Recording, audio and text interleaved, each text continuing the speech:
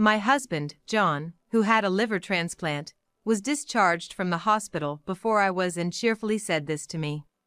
You know, I married you because I thought you were someone who would do everything on her own. John started the conversation like this and clearly stated, I can't handle caregiving, so let's get a divorce. I wonder, how can this man, who once abandoned me, have the audacity to leave such a tearful message on the answering machine? Is he stupid or what? You're going to ask the person you pushed away to pay alimony? What is he even thinking? I couldn't help but laugh out loud. You can use my name. No, please do use it, that would be better. Could you please write everything you can? My name is Sarah Thompson. What I'm about to tell you happened 3 years ago when I was 37. Back then, my name was Sarah Johnson. I was married to my husband, John, who was my senior at the publishing company where I worked. In addition to my main job, I spent my days writing comics as a hobby and a side job. The stuff I wrote wasn't incredibly amazing, but it wasn't bad enough to get cancelled. I leisurely wrote one heartwarming 4-panel comic a month by myself. I originally joined the publishing company because I wanted to work in a field related to what I loved. However, being a creator and working in editing or sales were different things. I gradually became tired of my job. That was when John, a senior from a different department whom I was dating, proposed to me. What I wanted from him was not just to be a wife, but also to manage the house. I can totally support you on my own, he said. And indeed, he could. John, who wrote articles on politics both domestically and internationally, gradually started writing about Japan as well.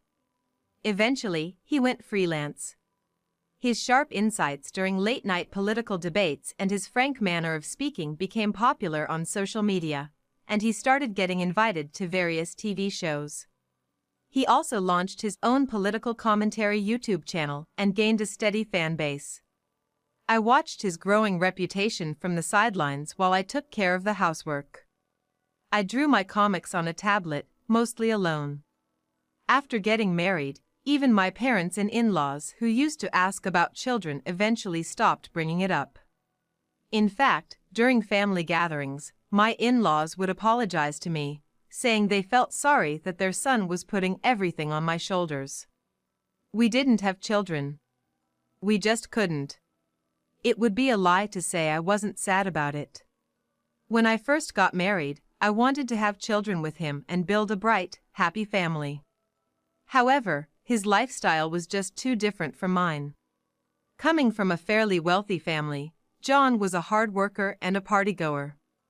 To him, I was the perfect wife who kept the house and didn't talk back. I knew what I was getting into when I married him.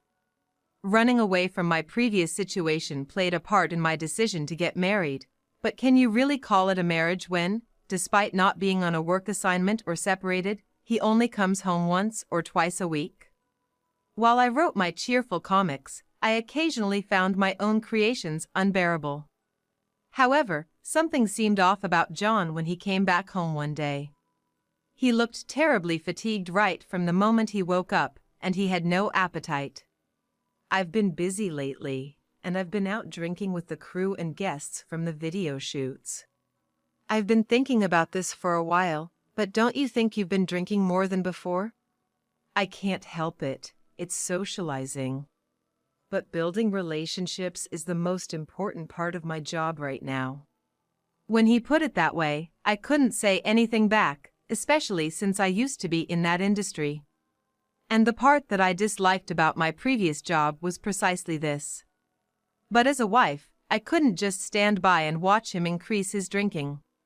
Every time I saw John, I reminded him to be careful about it. Then, each time, he would retort, "What do you know about my job?" I was caught in a cycle of not being able to say anything in response. And after a few years of these daily exchanges, something finally went wrong with John's health. That happened just 3 years ago. He genuinely fell ill, collapsed at work, and was taken directly to the hospital, where the doctor told him the following words. "It's cirrhosis." What? John immediately reacted. Meanwhile, being called as a family member, was strangely calm. I felt a mix of resignation and a kind of I knew it feeling. According to the questionnaire, you've been drinking quite a lot. It seems like you've had alcoholic liver disease for a while now. Why didn't you come to the hospital sooner? I've been busy with work. But at this rate, the doctor said with a sigh. Mr. Thompson, you don't have much time left. We, being a family of wordsmiths, immediately understood what that meant. Doctor, what should I do then? I still have so much work left to do. Doctor, this man is... Oh, I've seen you often on TV. You seem to be a very busy person. That's right, so I want to get better as soon as possible. There's the option to be hospitalized and take time to recover, but I don't have time for that. My work is. But with your current condition, you need surgery. Surgery? Liver transplant. You should have come to the hospital sooner, the doctor said with a sigh. And then, we were told that there are two options. Either receive a liver from a deceased donor, or get a living donor liver transplant from a close match. Once he was moved to a private room for his hospital stay, John took my hand, looked me straight in the eyes, and said, "Please, give me part of your liver." I was taken aback. I had anticipated that he might ask this of me. Waiting for a liver from a deceased donor would take too long for him. I hesitated for a bit, but then said, "If I'm a match." "Oh, thank God.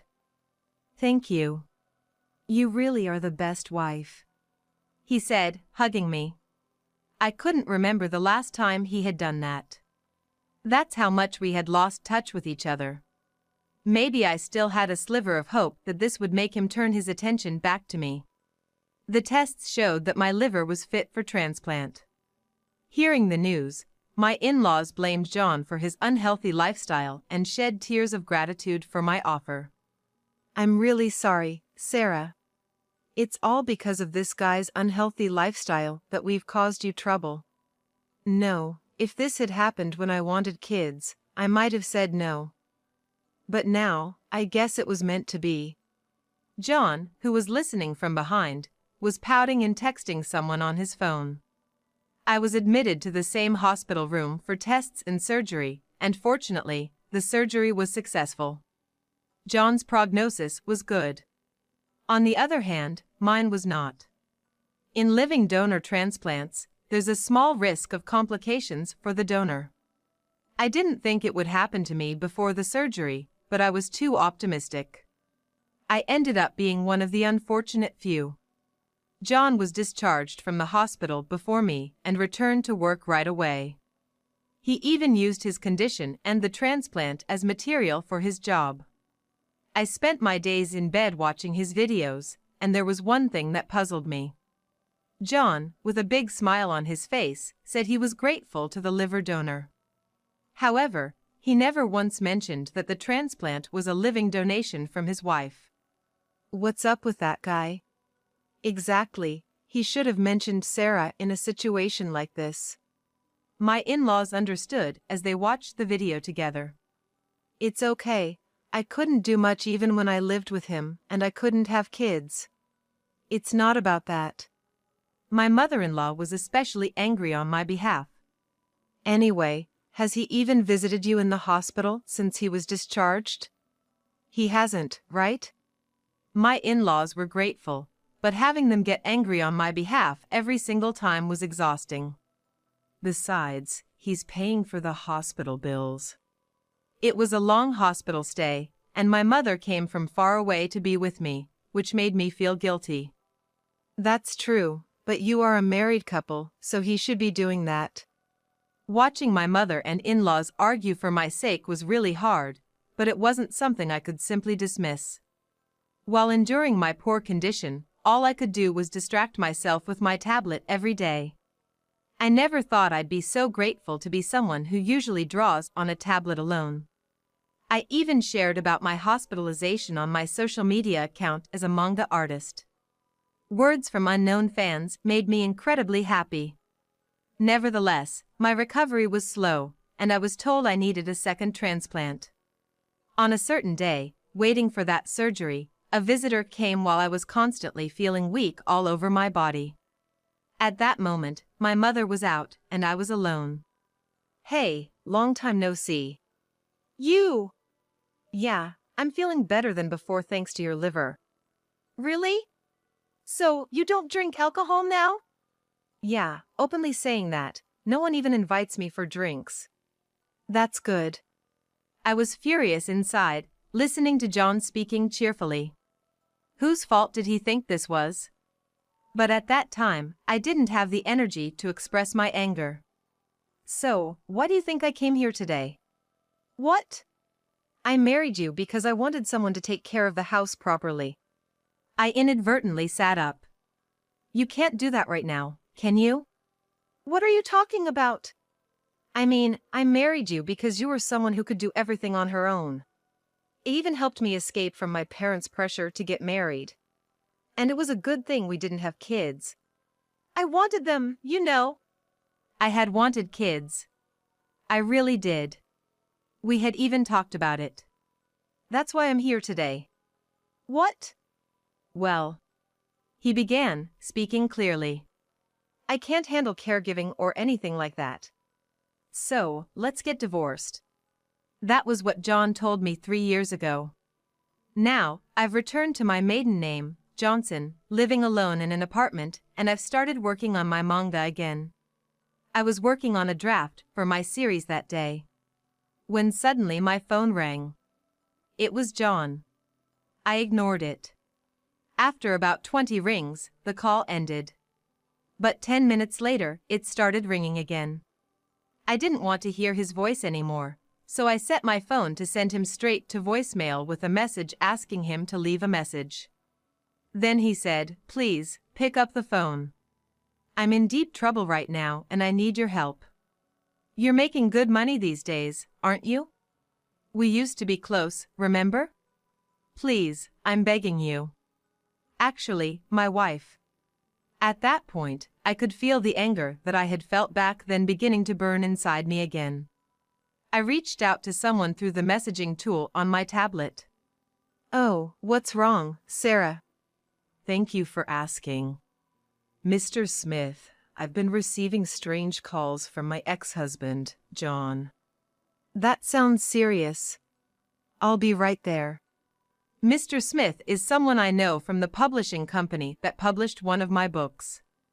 John served me with divorce papers out of the blue, and feeling shocked and devoid of energy, I ended up signing them.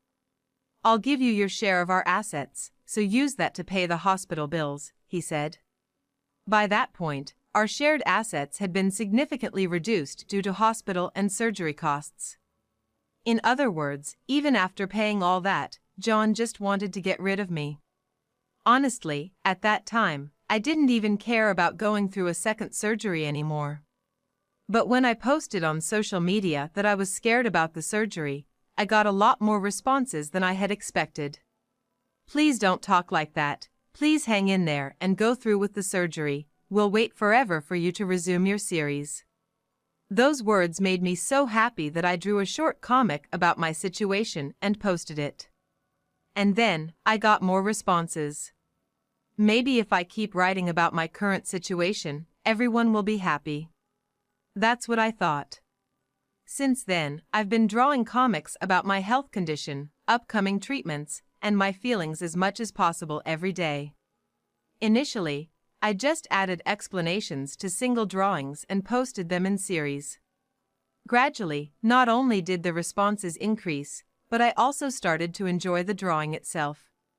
I began to create comics in a 4-panel format, turning myself and my doctor into characters and depicting my situation in a comical way. I continued to do this before and after the surgery. And it went viral.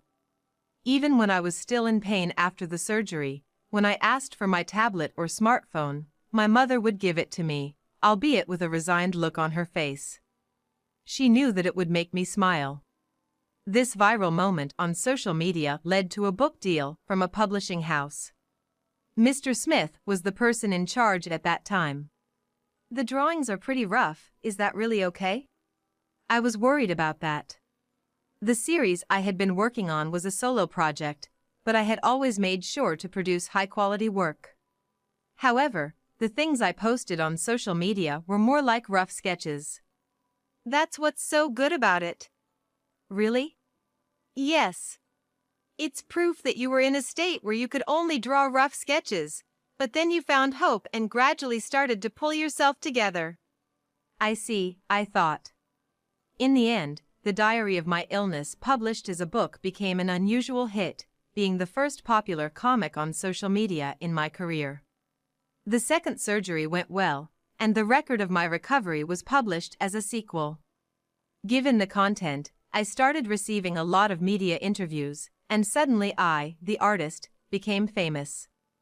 And now, I live alone in this apartment, bought with the royalties from those books. The book even sold well in its paperback edition, and thanks to that, I have no financial worries in my current life. I'm busy enough dealing with tax reduction strategies. However, this is quite a terrible situation. Mr. Smith commented as he arrived, and we went through the content of the relentless calls from John. I knew he had remarried a much younger woman, but I didn't know it was this bad. After the divorce, I heard from my in-laws that John had remarried a woman 20 years his junior. Her name is Natalie, and from what I gathered, she had been dating John even before our divorce. Initially, she was a hostess and a customer relationship with John, who met her through work, turned serious. Natalie, for her part, thought that if she could snag John, who was doing well financially at the time, it didn't matter that he was somewhat older, she could take the wife's seat from me. That's why he started coming home less and less.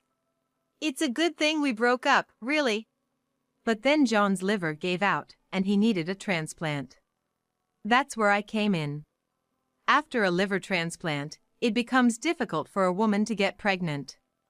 I had already given up on having children, making me the perfect candidate.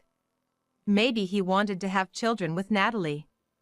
So, he delayed bringing up divorce until the right moment. Then he took advantage of my vulnerable state to make me sign the divorce papers. At that time, I hadn't realized that John was having an affair. So he was able to settle everything just with the division of assets. But he just confessed by himself, Mr. Smith said, laughing heartily. Seems like he forgot that you can still demand alimony for infidelity even after you've found out about it. Didn't you? If he had known, I don't think he would be coming to me for money, I replied. Speaking of which, this request for money was indeed a turning point for me, turning misfortune into success. Natalie saw me on TV, got really fired up, and said, "What the hell, his ex-wife is." It seemed like at first, she was thrilled about snatching away a cool husband from a nerdy and introverted woman. But before she knew it, she realized that I, the person she looked down upon, was on TV, basking in the limelight. She apparently couldn't stand it. That's when she started dabbling in forex trading. Got a taste of beginner's luck, and ended up getting completely hooked. By the time she realized it, she had accumulated a significant amount of debt and was covering it up with loans from payday lenders, all behind John's back. Things had gotten out of control. So, I'm begging you. You've got quite a lot of money now, right? Come on, for old time's sake, can you help me out? He pleaded. I burst into laughter. Are you out of your mind? Asking for money from me, whom you spared paying alimony to, with what face are you even asking that? I laughed loudly. Mr. Smith. Yes? I don't mind, actually, please use my name. Better yet, please write about it extensively. After that conversation, the torrent of angry calls from John ceased for a while. I was back to my quiet days of writing at home. Then one morning, while having breakfast, my old smartphone rang. Of course, I didn't pick it up. This phone had already served its purpose for daily use. Ever since John started his attacks, I had switched my main phone. Work communications and other necessary contacts were manageable via emails on my tablet and other means. From the voicemail of the now unused smartphone, John's voice echoed, "Sarah, it was you, wasn't it?" I just smirked and turned on the TV, catching the morning talk show just in time. They were featuring a scoop from a weekly magazine that hit the stands today, and it included this piece. It read, "Popular commentator John Thompson actually abandoned his wife, a donor for a living body transplant, to marry his mistress." That's how the story began. And of course, it was clearly stated that I was John's ex-wife. Oh my, who would have thought that the artist behind that sensational comic was his wife? I was really moved by that comic. And to think she was treated so terribly. The guests on the show were all chiming in with their 2 cents. Meanwhile, John's voicemail kept screaming, "It's all your fault. I've been disowned by my own family because of you." Well, that was expected. I had asked Mr. Smith, the magazine's editor-in-chief who is now in that position, to make this story big enough even for John's parents, who usually don't read such magazines, to understand by featuring it on the morning talk show. Initially, Mr. Smith wanted to keep John out of the narrative in his works. He asked me if that was okay. And of course, I told him, absolutely not. Please expose everything as much as possible. I have no intention of seeing that man again, and if possible, I'd like to crush him in a big way. And so he did, resulting in the article that came out today.